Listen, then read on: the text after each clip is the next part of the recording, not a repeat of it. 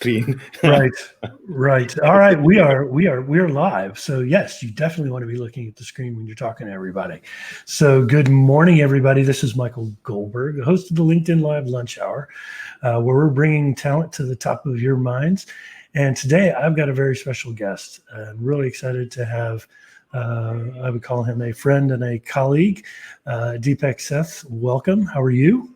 Great, wonderful. Thanks, Michael. I'm humbled and privileged to be part of your show. I've seen it number of times. You really try to pull people in and put on a great show. So I'm glad that you considered me to be part of it. Thank you. Oh, you're very welcome. So, one of the things that I always like to start out in our broadcast is having my guests tell me a little bit about themselves. Why don't you kind of give us that 30-second to a minute elevator pitch? Let's see how good you can cast that net there. Wonderful. So I'm Deepak Seth, and interestingly, the last name is pronounced Seth, and it rhymes with innovate because it's an Indian name. And the way I describe myself is, if you look at Seth, so the S is for strategic, E is for execution, T is for transformation, and H is for high energy. So those all things put together is what describe me, Deepak Seth. I've been working in innovation and disruption for a number of years now, basically helping companies work so you have got companies, old companies, new companies, which have got a lot of legacy environments. And also you have got these new technologies coming in. So how do you make these new technologies real for old companies is what has been my forte the last many years. So how do you make innovation a part of the DNA of a traditional IT organization? How do you increase the speed of the solution delivery organization so that it's almost become solution acceleration? So that's a passion of mine. Have dabbled in various aspects of technology, and look forward to this great conversation with Michael on how technology and disruption can play a role in his area of work, which is recruiting, as well as wherever this conversation leads us, and especially what the impact of COVID and the post-COVID world is going to be. So, Yeah. I mean, it's disruption is a word that I think is popping into everybody's head. Even when you think of the coronavirus, it was a disruption, right? It was a huge disruption to the economy, to our jobs, to our livelihoods, and but we're not going to focus on that part today. What we want to focus on is on the technology disruptors and technology disruptions that are out there, whether it applies to recruiting or even everyday life. So I guess the first question is this, looking at what we know today, I know here in Texas, which is a very red state, our governor is opening up some of the stores and stuff like that this Thursday, but by mid-May, hair salons, gyms, they kind of see that going back to is the new normal. But what have you seen over the last couple of months? And it's hard to believe that we've been in this for at least 7 weeks, right? What have you seen as the biggest technology disruptions that have affected, that's had an impact on all of us? Yeah, so technology is playing a role. So what is happening is so initially there was the shock of this thing happening and the things being closed down. So that was the initial thing happening, which brought about the first phase, you can say, where companies struggle to figure out how they can can still keep things going. So the technology part, which played a key role there, was the ability to quickly transition to work from home or remote working, which most companies took the first, you can say, 15 to 30 days figuring that out, and they have done a remarkable job at that. So one big plus was that already large sections of, if not large, big areas of it, for example, consulting and others were already working on the work from home model, but slowly it needed to be extended to other operational roles too. So you have seen things like Zoom come up, and other Blue Jeans and other kinds of networking and interaction tools come to the fore. Infrastructure need to be ramped up to accommodate the bandwidth of so many people trying to work online at the same time.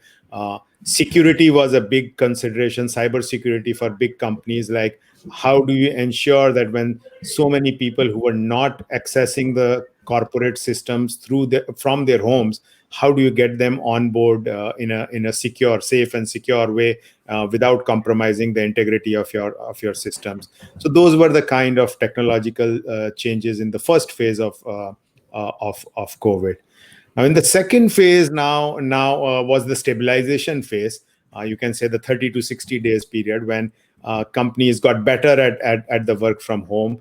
In fact, almost all people I speak to, I've spoken to CEOs and leaders in big banks, other places, running back offices and things like that. Interestingly, they have found that productivity is very high, output is very high, because the day is not bookended. People are putting many more hours into their work. Also, there is no commute. So at least two means on an average 1 hour and on each end of the day is an extra hour available for working.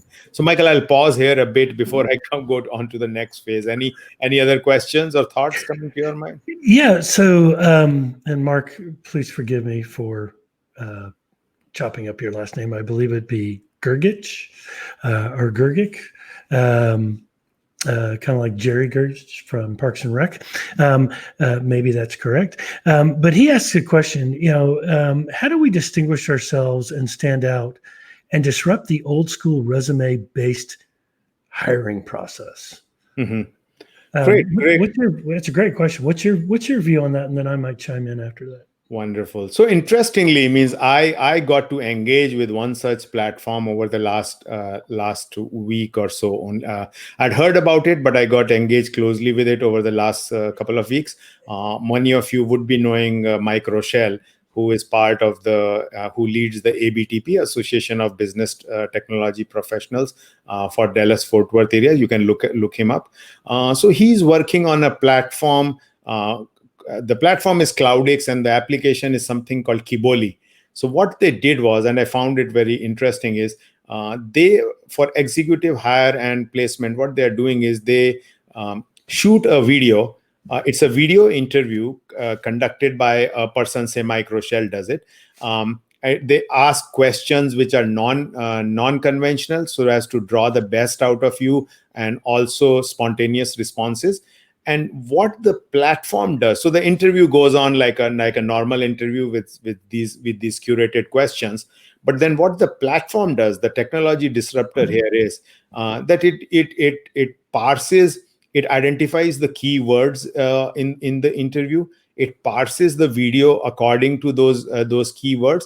So, for example, if I'm interviewed, which I was, and I speak about innovation, disruption, say maybe Oracle, whatever.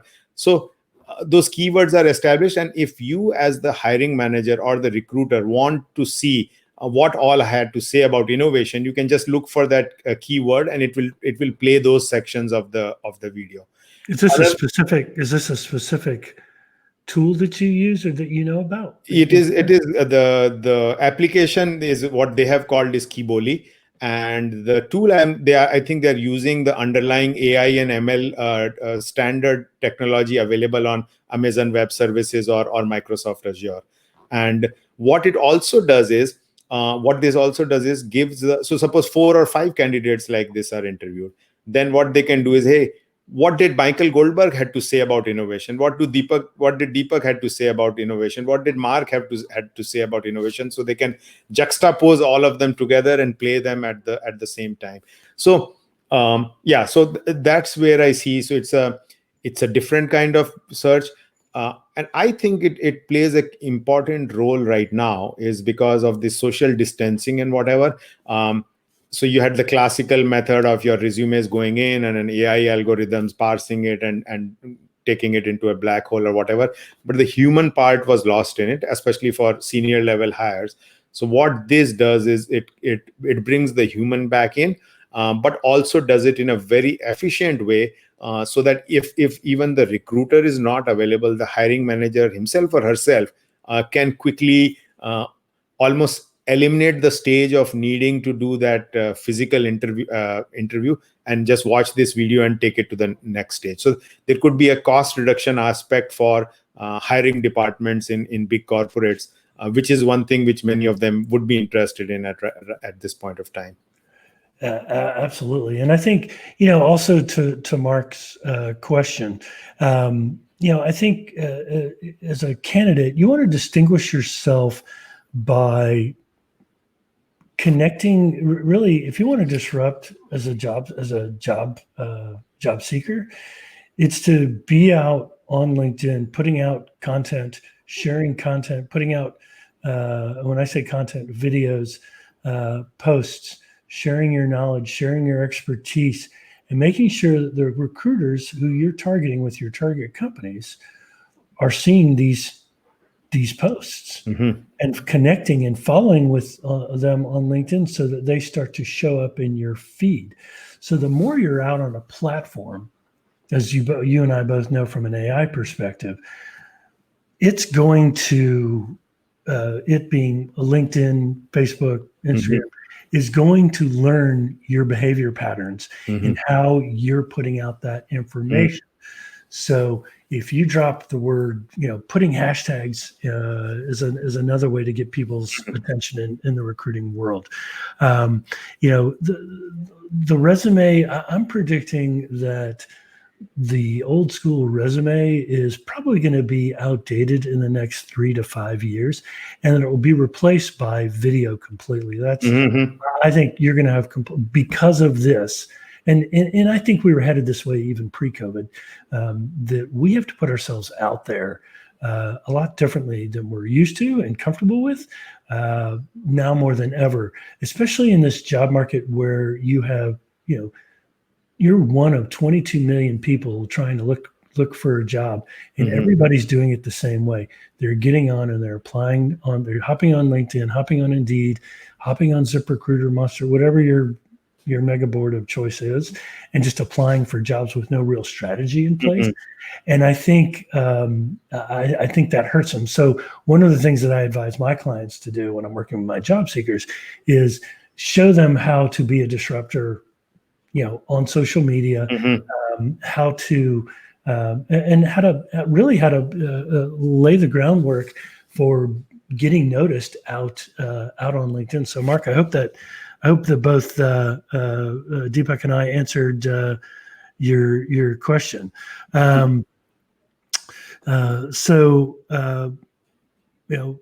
Mark believes he's definitely participating. So we thank you, Mark. He's saying video interviews are a very good use of time. What's your thoughts on that? What do you think the benefits are of doing these video interviews? I mean, what's in your head about that? I mean, I have some comments, but I'm sure they're very much alike. I think it means video, as I was saying, means video is good because it brings the human back into the picture. Means people would definitely you can show facets of your personality which the resume may not be able to do a good justice to. They are able to see you face to face.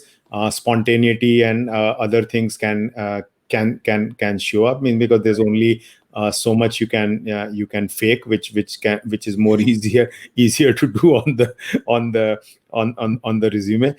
So in an environment where actual physical interaction cannot happen because of social distancing, COVID, and all, this is the next best option. And only catch with video was, okay, videos can become long, and then people who are seeing it may not be able to figure out whether they want to watch in its entirety. So that's where the other kind of platforms where I was talking about, Kiboli and others, they will be able to parse the video so that then the recruiting manager or the hiring manager can go and specifically look at only those parts of the video which they are interested in. So maybe they're looking for an Oracle expert or SAP expert, and they don't care about you jumped out of a plane and you did innovation and what. They just want to see what have you done with SAP. So they'll go straight to that section of the interview and hear you talk about your SAP or Oracle or accounting or whatever experience which is relevant to them. So that's a good I think a very powerful way. Another interesting thing would be is uh, means all this thing is based on ultimately as things are evolving, and I've written about it, I've spoken about it, is this what I call the public trifecta. So there is a very this is public perception, public trust, public policy. So those determine how things go.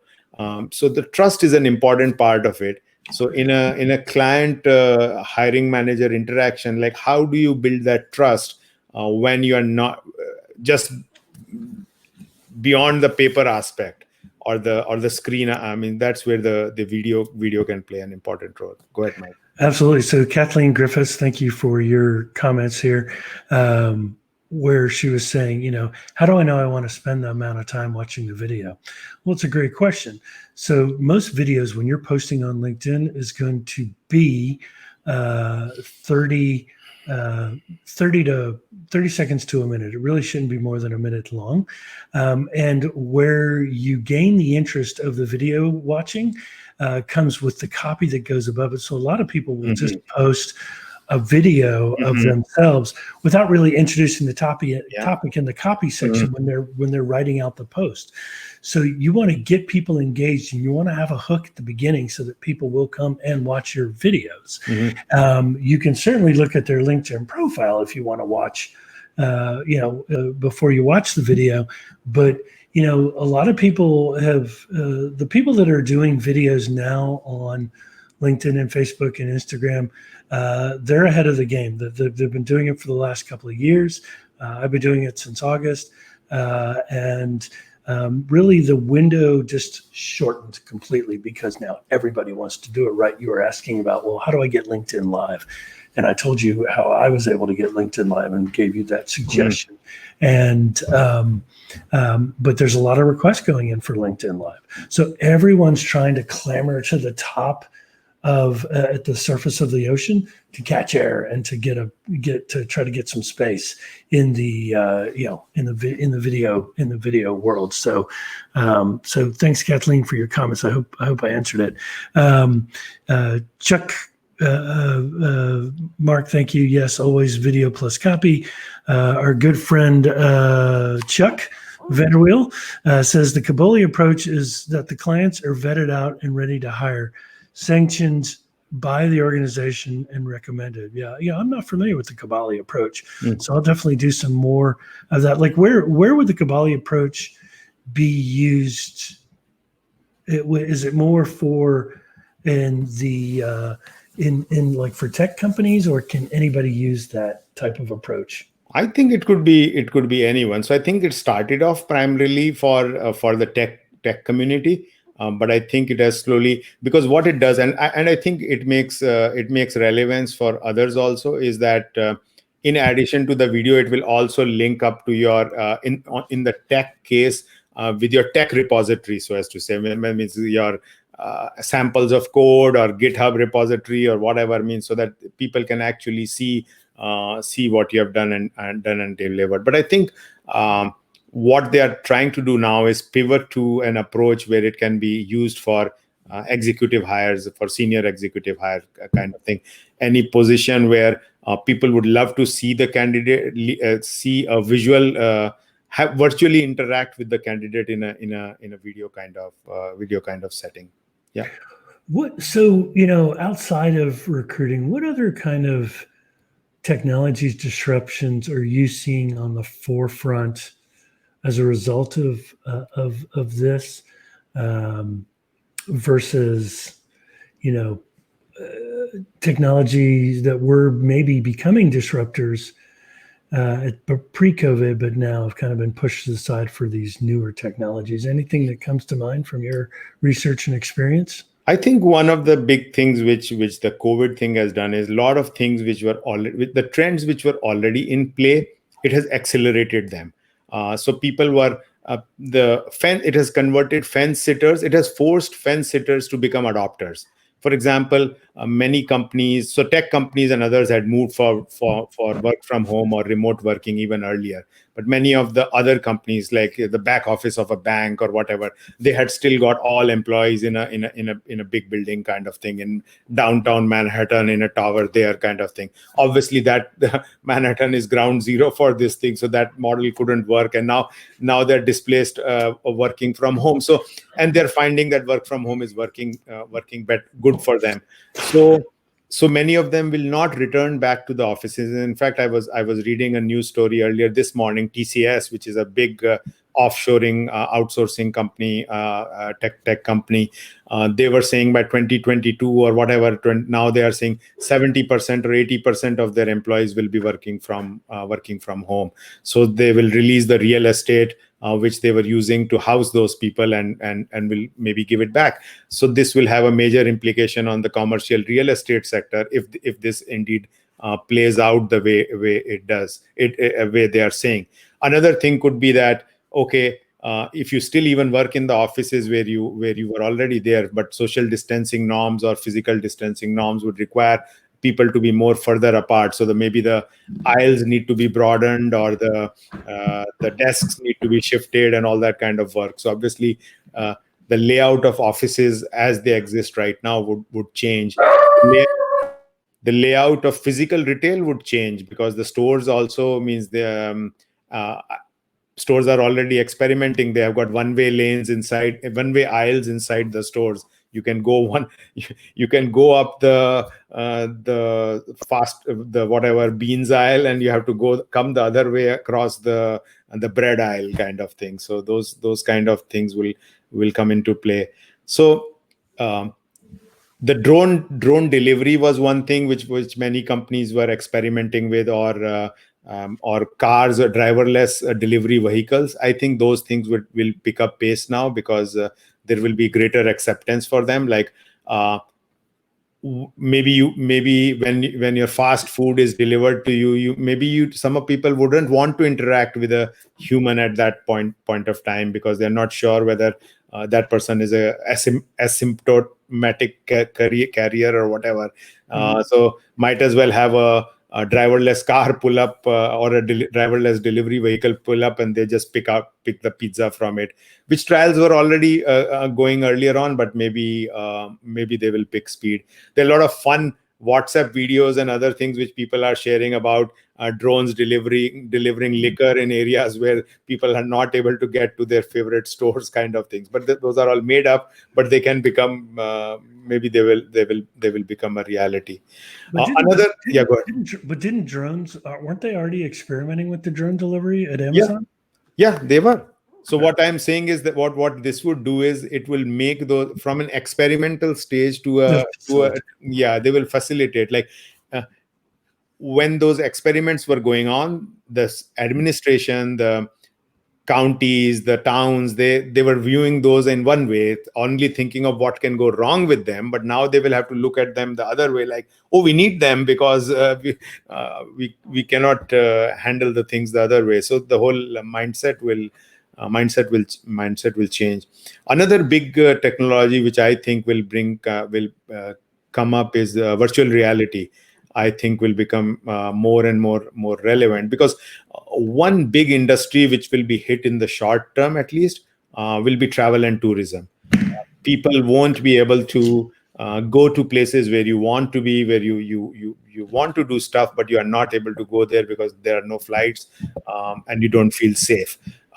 So what you may like to do is may experience the same things while sitting in your home. So you put your virtual reality headset on, and you are walking a museum in Milan, or Right.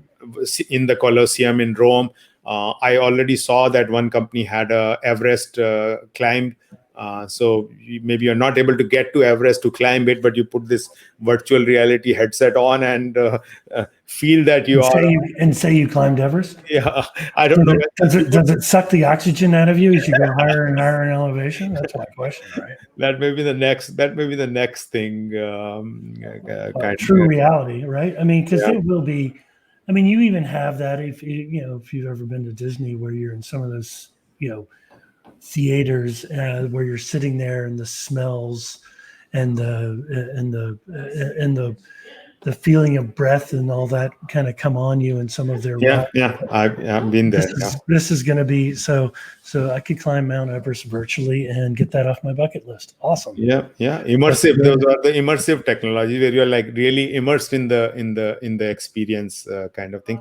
Lot of products will start carrying that immersive experience that had already started as a trend, but I think it will pick up speed. So you get that jar of coffee, but there is a link attached. There is on the jar. There is some on the cap or someplace. There is a small icon on it. You look at it with your cell phone or your smartphone, and it pops up the story of the farmer who cultivated it and all that kind of good stuff, which takes you into the experience. So because what people are lacking now as they are locked up in home is the experience part, and that experience Right. part will still need to be brought to the fore. How do restaurants, when you are not allowing people to come into restaurants, or you're allowing only 25% people to show up in the restaurant, even if people who order the takeout food and getting it at home, is there some way the restaurant can still provide them the experience of eating in a restaurant? So how can technology facilitate that? Means those are the kind of things which brains even smarter than me would be looking at. Like, hey, let's bring the restaurant experience into the home kind of thing, and then be able to charge a premium, because what is happening right now is as people are not going into restaurants, they're losing money because takeouts pay less than 30% cut is taken by DoorDash or whatever. So they're losing money. So what kind of premium can you add to what you are providing so that people, even for takeout, are willing to pay for the restaurant experience? I mean, that's the kind of stuff. Absolutely. So we're going to go back to recruiting because a Hmm. gentleman by the name of Praveen has a question. Welcome, Praveen. We appreciate you joining us. He says, considering the current COVID situation, will hiring managers and companies recruit potential candidates after the telephone video interviews and initiate the offer and joining formalities without a face-to-face discussion? Um, I've got my own political opinions, but you're my guest, so go ahead. Why don't you go first on this one? Let me let me. Sure. You're So, the expert here on this one. short answer. We are just talking about this on a Zoom call last night that I presented. This will become the norm um, because I can see. Well, I can't see you, Praveen, but I can see Deepak, and I know that he is there. He is answering me just as if we're having a face-to-face conversation. The more traditional conservative companies, the companies that remained open, will continue to bring people in for face-to-face interviews and go that route. But the companies that get it and understand that they can save hundreds of thousands of dollars of not flying candidates in for face-to-face interviews, especially if they have to travel from out of town in, they're going to realize, I think I agree with Deepak around the commercial real estate industry, that the skyscrapers that we see will just become co-location towers. That's all they'll become, because no one, now that we have this pandemic coming on, and hopefully this is a once in a century kind of thing, we won't see this again for another 100 to 120 years. But everyone's pretty much told us that this thing's going to come back next year. So I think you're going to see companies remaining at home for the companies that value their employees and have a culture of trust, that you can do interviews this way versus having to bring someone in to the office, because I can communicate just as effectively as long as I imagine that Mhm. you're sitting right in front of me by looking directly at the camera, Mhm. right? Yeah, yeah, yeah. Means the only part which is missing is the press the flesh kind of thing. Means the handshake, because there are people who say that I judge the character of the person by his handshake and stuff. So if you have that mindset, means it will take some time to overcome that, because obviously there is no real handshake happening in this virtual world.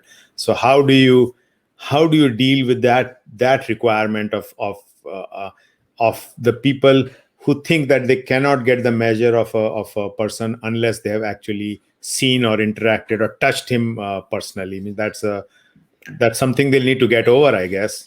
Well, because yes, we're used to shaking hands, giving hugs, um, looking someone direct in the eye and getting to know them face to face. The new reality is it will take some time to get back to that. But to your point, do they have to get over it? Yeah, they got to get over that, because people like me are going to adhere to national guidelines and really not go out until I'll go out and go places and do stuff, but I'm not going to, I'm still going to take it a lot more slowly than people are suggesting, because I don't want to bring that home to me or my family. Right. And that's the big thing. So Mark had another question, but I'm trying to, it was more of a statement that he said, every bottle has a story based on the icon or picture on the front of the bottle. Absolutely. So basically Mark's saying it's how do we capture their attention, right? And he's absolutely right. You've got to be able to capture those folks' attention because you get one shot. And so you have to have your 30-second elevator pitch or your story down straight before you're interviewing. Right. That's how I coach my clients is let's build your story, and they write out all their accomplishments down, everything in a certain methodology, so that they're able to tell their story, but also they write down some of their failures, because you're going to be guaranteed, it's going to be guaranteed that you're going to be asked a question. Tell me about a time where you thought something was going to go according to plan and it didn't. So that's interesting thing. So story. I mean, I used to teach a class on at one of my previous employers on storytelling through data and all that kind of stuff. But the important part of a story, and even and this relates to the earlier question also on the text you are putting above the video kind of thing. So there are certain hooks. There is certain way of telling a story, and there are certain things which are so intrinsic to us as human beings. So, for example, if you go in almost any cultures, the story starts off with once upon a time. If you look at your older day stories, that it start off with once upon a time and they end at happily ever after. So it's such a strong thing which is embedded in the brain of almost all cultures, that the story follows those themes. It starts with once upon a time and it ends at happily ever after kind of thing. So sometimes. Most of the time, and especially in the kind of stories we want to build here, they have to go that way. But the important part is that the story needs to have a from and a to. So that from and to is very important. So even in the small blurb you're putting above the video, it should be like a from to kind of thing. It is saying, you know what, this particular environment was total chaos, and what I have done is transformed it into this. So watch, and then your video plays, and then it should have linked to saying that if you want to learn more about it, click here. So and it should have a call to action in the end. Whether people actually do that call to action or not, but a call to action is a very powerful incentive for people to take that next step. So at least some % of people would take that next step, a call to action. So make sure that in that blurb which you put on top, it ends with a call to action. So most people who post videos and all on YouTube and all, they definitely make that call to action saying like, share, comment kind of thing. They make it a point to spell it out again and again, because our brain responds to those kinds of cues. Yeah, I mean, stories are socially a part of our everyday life, right? Everybody wants to hear a good story, and I think that hook is it's the once upon a time, but it's also everything starts out. It's like any movie, right?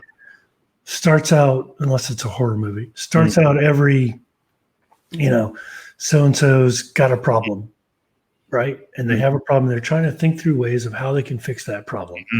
And then they develop something, or they meet a girl, or they whatever. So what were the actions that I had to take in order to get those folks' attention, right? And so it's what was the situation? What are the tasks that I had to undertake? What are the actions that I took to overcome whether they be obstacles or to meet our goals. And then what were the results, good, bad, or indifferent? Yeah. Right. So that to me is how storytelling works at its best. Absolutely. So when you when we're looking here, over the next, whether it be 30 days, 60, even 3 to 6 months, what technology have you been reading about that's not available yet that you think will become a huge disruptor in a positive way for technology? That's a tricky one. So not seen yet. It means as I said, means virtual reality, immersive reality, means those Right. are not mainstream right now, but I think them becoming more relevant. I've heard about in the supply chain side, as so biggest impact of COVID has been on supply chains. A lot of Right. supply chains got disrupted.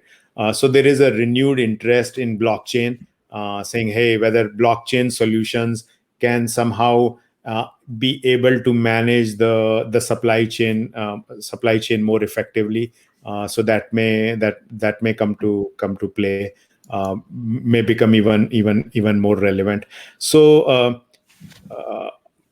5G, I don't know how important it will become or not. I'm not so sure about it, because in some markets, like in UK, people linked COVID to 5G kind of thing, so that they have to work at dispelling those kind of mindset.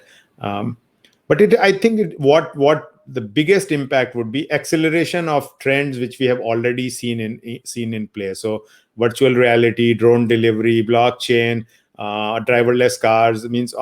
The electric vehicles has taken a hit because gas has become so cheap. So electrical vehicles. I was speaking to someone who was involved with an electrical vehicle, one of the new upcoming ones, not the old one which we all know about, not the Tesla, but Rivian is another company coming up. But they're saying, okay, now they're relooking at everything because of this oil change in the oil prices. So Yeah, that's it. no, that's great. I mean, I think kind of going back to the virtual reality. Mm. Think about the impact. It would cost companies a lot to do this, but a lot of folks want to know what's it like to work for our organization. So the Mhm. companies that are leading, well, they're not there yet, but the companies that can develop virtual reality job experiences. So a kind of a day in the life. So in sales, it's going to be an overview of you, maybe having someone that's showing you how to do the job, someone that's showing you, listening in on a sales call or something like that. Going out on a delivery, how and where to drop packages off. I think those kind of you open the door and you give them a little peek inside under the curtain, if you will. I think companies that can do that and come up with that fairly quickly. I don't know of anybody that's done it yet, but those are the companies that you want to do, so that they can feel the culture, they can, or experience the culture, they can experience the job and really know whether or not this is the company I definitely want to work for. Absolutely, man. You hit the nail on the head. Means, yeah, absolutely. Somebody will come up with something like that. Even another way, in the same continuum of recruiting, is the onboarding and the training, job training kind of things. That's one thing. So it means you're hired suppose you're hired as a mechanic for repairing copiers. But you actually, these days, you can't be taken into a classroom to learn the skills, but maybe you learn them using a virtual reality headset, where you figure out how to assemble, disassemble, troubleshoot a multifunction print device. Since I worked in Xerox for many years, that's an example which comes to me very naturally. Right. Yep. Yep. One of the things, I have a friend of mine, and we were going to do some work, but he has developed virtual reality to teach prisoners for when they get out how to do different trades. And so they literally put on the goggles and they learn how to do, like if it's woodworking, miter saw, construction, the different tools. But even more importantly, they were going to take the virtual reality to the personal level to say, so that if I wanted to play catch with my son, but I'm not with him, I'm locked up, I could play catch with him in prison. I could speak to my wife through virtual reality. So if they couldn't make it to visit somebody, that person could be there in virtual reality, and you could talk to that person.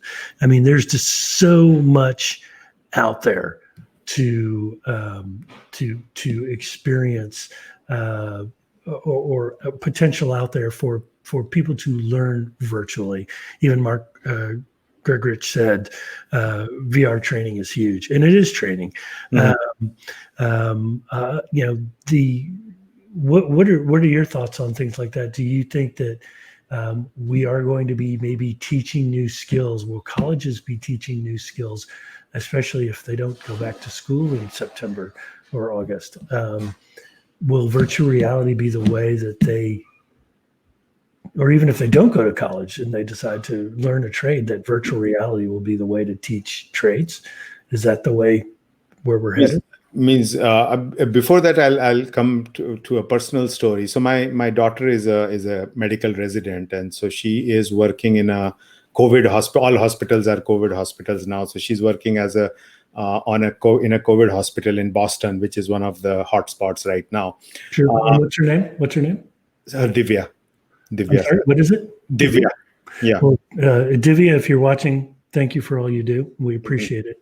Thank you. Yeah. So an interesting story coming out of here, which she shared with me, was, and this is her first-hand experience, is like a patient, a very old patient who was already in hospice care, was passing away, had got COVID, and all was passing away to the next world, and wasn't able to connect with his loved ones. And his daughter was in UK, and but there was some program by which someone had gifted iPads to the hospital. So on an iPad, the dying patient, was able to watch his daughter play some music because she had learned music or whatever. So she played some music to him as he passed away. So this is virtual reality in a way, and all the people. My daughter was there, and the other care people. Like he passed away more joyously than he would have otherwise. And the daughter wrote a touching note saying that she felt that even though she was not there, she felt that she was in person, playing that instrument or singing to her father. So that brings to reality how technology is helping in such poignant moments also. Absolutely. So we got a couple of more minutes here as we wrap up. And Charles says, look at the gaming industry. Children through adults are being trained in combat of all kinds. Think about it. Virtual reality combat versus real combat are two different things, Chuck. So that kind of stuff. I guess I'm focused more on. It's taught them better hand-eye coordination, which I guess is good. But I'm talking more about for professionals. Like if we, Mark brought up, hey, what if we could change, watch in virtual reality how to disassemble an engine? I have no idea how to disassemble an engine, but if you show me virtual reality on it, you bet I'm going to pay attention. Number one, it's stimulating to the brain. It's almost like the Matrix. You're kind of plugging in at the back of your head to learn a new skill. Yeah, means right? The other point, the question before I came to my story was of the hospital was around in the training space itself. So what is happening now, like a lot of colleges and universities, they're already going to virtual classrooms, but which is still two-dimensional. So physics, chemistry, and economics and others, you can teach like that. But the other skill-based ones, for example, gymnastics or playing a particular instrument, means those kind of subjects. How do you make the instruction of that meaningful? Because the teacher needs to give some other kind of instructions to make it more meaningful for. So that's where virtual reality can come to play. But again, the headsets and all will need to become much cheaper. You had that cardboard one, maybe that will work or whatever. But somehow that those kind of subjects which are better taught in a three-dimensional way rather than a two-dimensional way, maybe that's where virtual reality can become a differentiator. Yeah, Chuck felt bad that he took it to the Fortnite or combat level. I told Chuck not to worry about it. You're going to be okay, Chuck. So he changed the topic to drones. Mm-hmm. Yes, sure, why not? Yeah, but I want to teach them how to build the drones. I want to teach them how to operate drones and some of the cool disruptions that drone technology can show us. It's already proven to show us that it can do a huge overlay of a piece of land from 800 feet up, 1,000 feet up, right? Where normally in the old days we'd have to take a helicopter to go up, well, probably higher than 1,000 feet, Mm-hmm. but let's call it 3,000 or 4,000 feet to get that lay of the land in picture. Now you don't have to spend the gas and you don't have to hurt the environment. I think the technology is actually going to help the environment down in the long run. That's my kind of parting thought. Means even like in this kind of situation where suppose communities are in quarantine. So in the US, the quarantine is not a tight quarantine. People are still going out of their houses and everything. But there are other countries where they are in more tighter quarantines where you cannot even step out of the house and stuff like that. So if somebody is caught up in a scenario like that and needs medical supplies to be delivered to them, and you want to do that without putting humans at risk, because ultimately those delivery people are also human beings. Means they are getting exposed and they are facing the brunt of this disease even more than other people. So this could provide a safe way it's a win-win for everyone. So the company is able to pharmacy is able to get the supplies to the sick person without putting another human being at risk by going out in an environment where a virus is rampant. Absolutely. Well, Deepak, this time always goes by so fast when I'm talking to my guests, especially with great conversations like this. And I've really enjoyed speaking with you. And I appreciate Mark and Charles and who else? There was a few others that commented here. Kathleen, I believe, was her name. Praveen, thank you very much. There's some really good conversation that went down to, Kathleen Griffiths, thank you very much. And to all those that are watching live and on the replay, I appreciate you doing it. So we're going to have another LinkedIn Live this Friday coming up. My guest will be Casey Hastings, who is an exceptional recruiter. So looking forward to having her on the guest. But Deepak, you have amazed us today, and to your daughter, thank her for all she's doing from all of us. And we'll see you on the other side. So thanks for watching, and we're going to end the broadcast now. Deepak, you can stay on after I hit that end. Okay, thanks. Stay safe, take care. You wonderful audience, wonderful host, Michael. Enjoyed the experience. This was phenomenal. Thank you. Thank you very much.